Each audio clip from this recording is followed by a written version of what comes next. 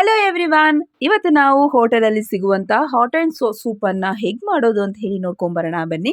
So usually ನಾವು ಏನಾದರೂ ಹೋಟೆಲ್ಗೆ ಹೋಗಿದ್ದೀವಿ, ಊಟ ಎಲ್ಲ ಮುಗಿಸ್ಕೊಂಡ್ಮೇಲೆ ನಮಗೆ ಸೂಪನ್ನು ಕುಡಿಯೋ ಅಭ್ಯಾಸ ಇತ್ತು ಅಂತ ಹೇಳಿದರೆ, ಅದರಲ್ಲೂ ಎಸ್ಪೆಷಲಿ ಈ ಚಳಿ ಇರಬಹುದು ಅಥವಾ ಡೈಜೆಸ್ಟ್ ಆಗಲಿಕ್ಕೆ ನಾವೆಲ್ಲ ಏನಾದರೂ ಕಾಮನ್ ಆಗಿ ಸೂಪನ್ನು ಆರ್ಡರ್ ಮಾಡ್ತೀವಿ ಅಲ್ವಾ. ಈ ಒಂದು ಸೂಪನ್ನು ಈಸಿಯಾಗಿ ಸಿಂಪಲ್ ಆಗಿ ಹೇಗೆ ಮಾಡೋದು ಅಂತ ಹೇಳಿ ನೋಡ್ಕೊಂಬರೋಣ ಬನ್ನಿ. ಸೊ ಗೈಸ್, ವಿಡಿಯೋನ ಶುರು ಮಾಡೋಕ್ಕೆ ಮುಂಚೆ ನೀವಿನ್ನೂ ನನ್ನ ಚಾನಲನ್ನು ಸಬ್ಸ್ಕ್ರೈಬ್ ಮಾಡ್ಕೊಂಡಿಲ್ಲ ಅಂತ ಹೇಳಿದರೆ ಪ್ಲೀಸ್ ಚಾನಲನ್ನು ಸಬ್ಸ್ಕ್ರೈಬ್ ಮಾಡ್ಕೊಳ್ಳಿ. ಹಾಗೆ ವಿಡಿಯೋ ಇಷ್ಟ ಆಗಿದೆ ಲೈಕ್ ಮಾಡಿ, ಶೇರ್ ಮಾಡಿ, ಕಮೆಂಟ್ ಮಾಡಿ.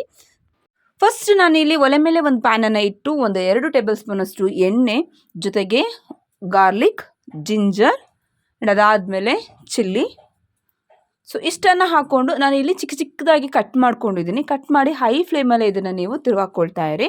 ಸೊ ನೆಕ್ಸ್ಟ್ ಸ್ಪ್ರಿಂಗ್ ಆನಿಯನನ್ನು ಹಾಕಿ ಹೈ ಫ್ಲೇಮಲ್ಲೇ ನೀವು ಇದನ್ನು ಫ್ರೈ ಮಾಡಿಕೊಂಡು, ಸೊ ಸ್ವಲ್ಪ ಸಾಫ್ಟ್ ಆಯಿತು ಅಂತ ಹೇಳಿದರೆ ಸ್ವಲ್ಪ ಕ್ಯಾರೆಟ್, ಅದಾದಮೇಲೆ ಕ್ಯಾಬೇಜ್, ಸ್ವಲ್ಪ ಕ್ಯಾಪ್ಸಿಕಮ್ ಮತ್ತು ಬೀನ್ಸ್ ಇಷ್ಟನ್ನು ಹಾಕ್ಕೊಂಡು ನೀವು ನೀಟಾಗಿ ತಿರುವಾಕೊಳ್ಳಿ.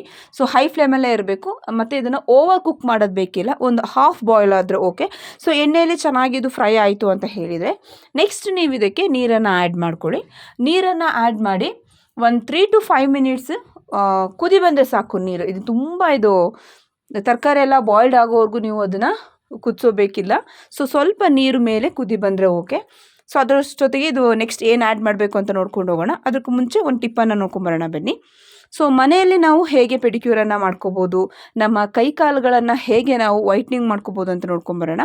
ಫಸ್ಟ್ ನಾನಿಲ್ಲಿ ಒಂದು ಸ್ವಲ್ಪ ಬಿಸಿ ನೀರಿಗೆ ಉಪ್ಪು, 1-2 ಟೇಬಲ್ ಸ್ಪೂನಷ್ಟು ಗ್ಲಿಸರಿನ್ ಜೊತೆಗೆ ಶ್ಯಾಂಪೂವನ್ನು ಹಾಕ್ಕೊಂಡಿದ್ದೀನಿ. ಚೆನ್ನಾಗಿ ಮಿಕ್ಸ್ ಮಾಡಿಕೊಂಡು ಸೊ ಒಂದು 15 ಮಿನಿಟ್ಸು ನಮ್ಮ ಕೈ ಕಾಲುಗಳನ್ನು ಅದರಲ್ಲಿ ನೆನೆ ಹಾಕ್ಕೊಂಬಿಡೋಣ. ಅದಾದಮೇಲೆ ಲೆಮನ್ ತೆಗೆದುಕೊಂಡು ಈ ರೀತಿ ಮಸಾಜ್ ಮಾಡ್ಕೊಂಬಿಡಿ.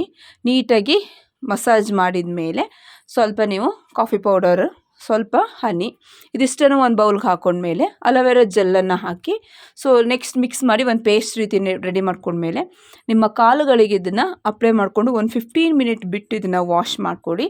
ಸೊ ನಿಮ್ಮ ಕೈ ಕಾಲುಗಳನ್ನು ಮನೆಯಲ್ಲೇ ನೀವು ಪೆಡಿಕ್ಯೂರ್ ಎಲ್ಲ ಮಾಡ್ಕೊಳ್ಳೋಕ್ಕೆ ತುಂಬಾ ಹೆಲ್ಪ್ಫುಲ್ ಆಗಿರುತ್ತೆ. ಬೇಕಿದ್ರೆ ಒಂದು ಸಲ ಟ್ರೈ ಮಾಡಿ ನೋಡಿ. ನೆಕ್ಸ್ಟ್ ಇವಾಗ ಚೆನ್ನಾಗಿ ಅದು ಬಾಯ್ಲ್ಡ್ ಆದಮೇಲೆ ನಾನು ಇದಕ್ಕೆ ಸೋಯಾ ಸಾಸನ್ನು ಹಾಕ್ಕೊಳ್ತಾ ಇದ್ದೀನಿ.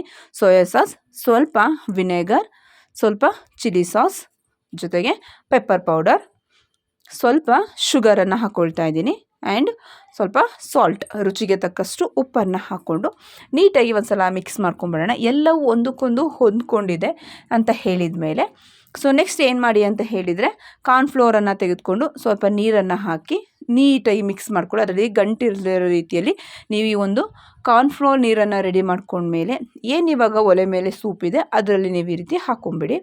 ಹಾಕಿ ನೀವೇ ನೆಕ್ಸ್ಟ್ ತಿರುಗಿ ಹಾಕ್ಕೊಂಡ್ಮೇಲೆ ಒಂದು 2 ಮಿನಿಟ್ ನೀವು ಈ ರೀತಿ ಬಾಯ್ಲ್ ಮಾಡ್ಕೋಬೇಕು. ಸೊ ಚೆನ್ನಾಗಿ ಅದು ಕುದಿ ಬರುವಾಗ ಏನಾಗುತ್ತೆ, ಸ್ವಲ್ಪ ಥಿಕ್ನೆಸ್ ಆಗ್ತಾ ಬರ್ತಾ ಇರುತ್ತೆ. ಸೊ ನಾವು ಕಾರ್ನ್ಫ್ಲೋರ್ ಹಾಕಿರೋದ್ರಿಂದ ಸ್ವಲ್ಪ ಗಟ್ಟಿಯಾಗುತ್ತೆ. ನೆಕ್ಸ್ಟ್ ನೀವು ಇದನ್ನು ಫೈನಲಿ ನೀವು ಕತ್ತರಿಸಿರುವಂತಹ ನೀವು ಸ್ಪ್ರಿಂಗ್ ಆನಿಯನ್ ಹಾಕ್ಕೊಳ್ಳಿ. ಬೇಡ ಅಂತ ಹೇಳಿದರೆ ಸ್ಕಿಪ್ ಮಾಡ್ಕೊಳ್ಳಿ. ಸೊ ಇವಾಗ ನೋಡಿ ರೆಡಿಯಾಗಿದೆ. ಹೋಟೆಲ್ ಮತ್ತು ರೆಸ್ಟೋರೆಂಟಲ್ಲಿ ಸಿಗುವಂತಹ ಹಾಟ್ ಆ್ಯಂಡ್ ಸೂಪ್ ರೆಡಿ ಇದೆ. ಸೊ ಟೇಸ್ಟ್ ಅಂತೂ ಸಕ್ಕತ್ತಾಗಿರುತ್ತೆ. ಸೊ ಮನೆಯಲ್ಲಿ ಸಿಂಪಲ್ ಆ್ಯಂಡ್ ಈಸಿಯಾಗಿ ನೀವು ಕೂಡ ಮನೆಯಲ್ಲಿ ಟ್ರೈ ಮಾಡ್ಬೋದು. ಸೊ ಒಂದು ಸಲ ಟ್ರೈ ಮಾಡಿ ನೋಡಿ. ಇಷ್ಟ ಆಯಿತು ಅಂತ ಹೇಳಿದರೆ ನನಗೆ ಕಮೆಂಟ್ ಮಾಡಿ. ಮುಂದಿನ ಒಂದು ಹೊಸ ವಿಡಿಯೋದಲ್ಲಿ ಸಿಗ್ತೀನಿ. ನಮಸ್ಕಾರ.